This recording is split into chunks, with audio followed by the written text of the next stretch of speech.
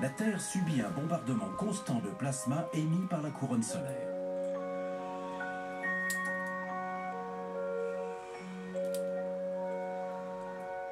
Nous sommes protégés de ce vent solaire par un champ magnétique qui part des pôles et enveloppe la planète d'une bulle protectrice. Le balai de lumière des aurores boréales et australes constitue l'extrémité de ce champ magnétique en action.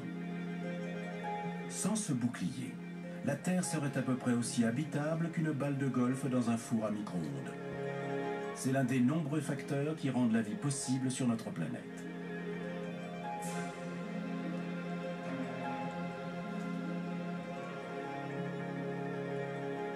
Ces rayons plasma ne sont pas les seuls à frapper le globe. L'atmosphère terrestre nous protège également d'un autre bombardement incessant et mortel.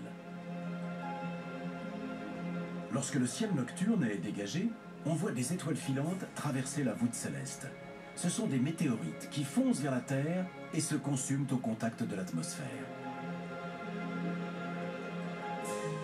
Seules quelques particules parviennent jusqu'au sol, mais elles comptent. Le temps que la station spatiale achève une orbite, les poussières qui pleuvent de l'espace alourdissent la masse terrestre de 342 kg.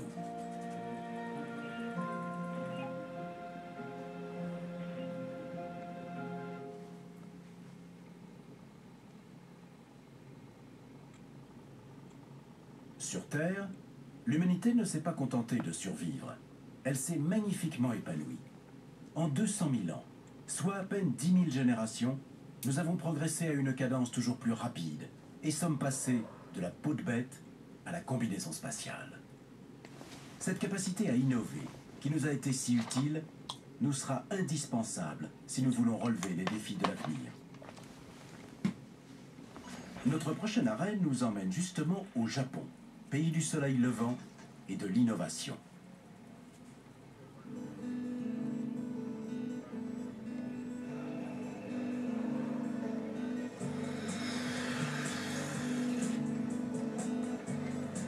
Pour réussir, il faut s'appuyer sur la réussite de ceux qui nous ont précédés.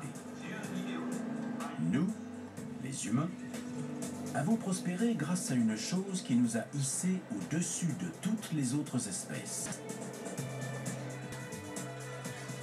L'éducation. La faculté extraordinaire d'apprendre, de progresser et de transmettre le savoir.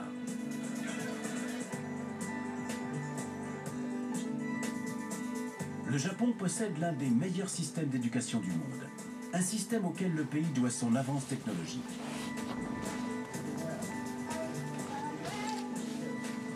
Ces enfants sont en train d'approfondir les connaissances de base qui permettent toutes les conquêtes humaines, le langage. Chaque enfant qui apprend à lire et à écrire s'assure un meilleur métier, une vie plus intéressante et en général, la possibilité de profiter de tout ce que le monde offre.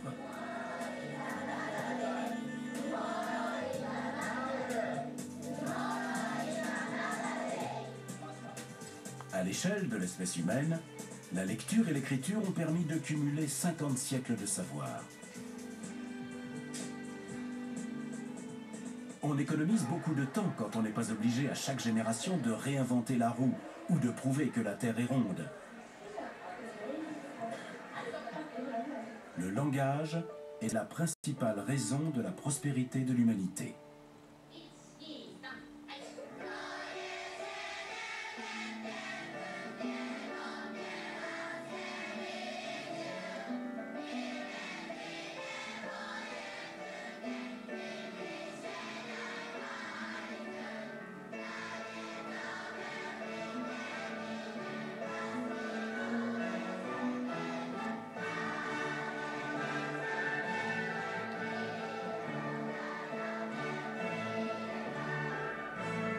Un enfant de 7 ans peut apprendre jusqu'à 20 mots par jour.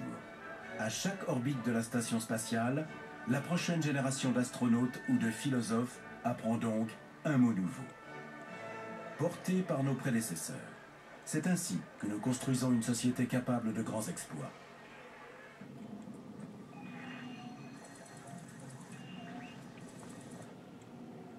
Après le langage, c'est notre aptitude à créer des outils qui qui favorise notre prédominance.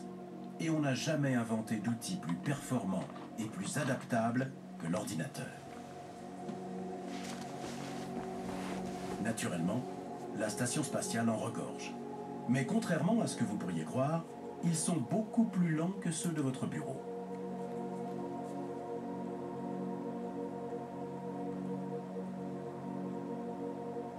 Dans l'espace, la stabilité est plus importante que la rapidité. Sur Terre, une panne informatique est ennuyeuse. Ici, elle peut s'avérer catastrophique. C'est un principe qui serait certainement mal accepté à l'escale suivante de notre voyage vers l'Ouest.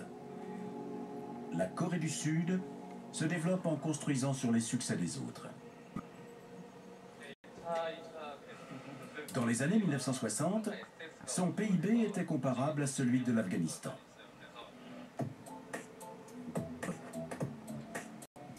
Aujourd'hui, c'est la 13e puissance économique mondiale. Le secret de cette ascension fulgurante, l'ordinateur. Les Sud-Coréens sont de véritables technomaniaques. Ils n'ont pas inventé la puce informatique, ni la télévision, ni le téléphone, mais qu'importe. Ils ont pris le relais de l'ingéniosité humaine et rien ne peut les arrêter. Ils sont actuellement leaders dans la conception et la fabrication des gadgets high-tech que nous affectionnons tous. On oublie trop souvent que l'ordinateur n'est qu'un outil, l'aboutissement de plusieurs milliers d'années d'innovation et de perfectionnement qui ont débuté à l'instant où l'homme a fabriqué la première hache de pierre. Comme le reste, ce processus connaît une telle accélération qu'on peine à le suivre. La plupart des téléphones portables actuels surclassent aisément l'équipement informatique du premier vol vers la Lune. Notre ingéniosité a donc créé les ordinateurs qui nous ont emmenés dans l'espace. Mais nous sommes également capables d'utiliser ces machines formidables à des fins pour le moins saugrenues.